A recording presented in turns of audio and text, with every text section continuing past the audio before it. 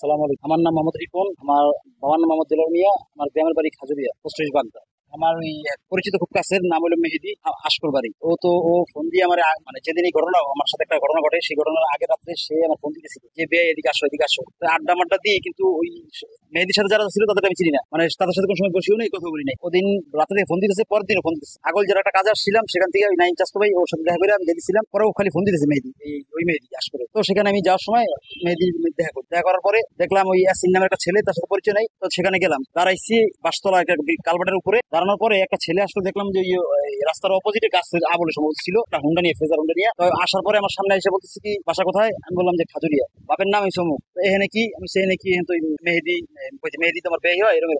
ওই ছেলের নাম হলো শাহেদ, আমি তো আর জানতাম না শাহেদ। তো এই ইয়াসিন লগে কি আছে, ওরা আসছে, ইয়াসিন নাম হয়, ওরা একসাথে মেহেদি, মানে ওই লোক যখন আসছে মেহেদি বুঝাইলো কি যে ভয় পাইতেছে কেরম যেন একটা ইমপ্রেশন। আইসা কি বাড়ির ওই আমার পকেট চেক করলো, পকেট চেক করে একটা প্যাকেটের ভিতরে পলিথিনের, মানে সিগারেটের উপর খাপ থাকে পলিথিন, সেটার ভিতরে দেখলাম ইয়াবা। সে বললো যে ইয়াবা পাইছি। সে বললো, আর আমার সাথে ছিল একটা গাড়ি, ইয়ামা এফজেড গাড়ি ছিল, গাড়িটা ছিল একটু দূরে যেখানে ছিল। এরপরে বলতেছে কি এই ব্যবসা করো সেন তেন, মানে অনেক কথা বলছে। এগুলো কার, আমি সেগুলো তো আমি ভাই এগুলো আমার না ভাই। সেইগুলো বলার পরে সে আমার গায়ে দিচ্ছে। গায়ে দেওয়ার পরে বলতেছে কি, আর এসেন যে কালা ছেলেটা আমি চিনতাম না, সে বলতেছে কি বাসাতে টাকা না, ফোন দিয়ে টাকা না, 1 লাখ টাকা না। আমি বললাম, আমি টাকা কিসে টাকা না। মেয়েদের কাছে দেখছিলাম প্যাকেট, সিগারেট প্যাকেট ভিতরে ইয়া বলছিলাম। সে মেয়েদি চলে গেছে। চলে যাওয়ার পরে এখানে আমি একা পড়ে গেছি টাকা। সে আমার গায়ে হাতেছে, সে টাকা না এত না।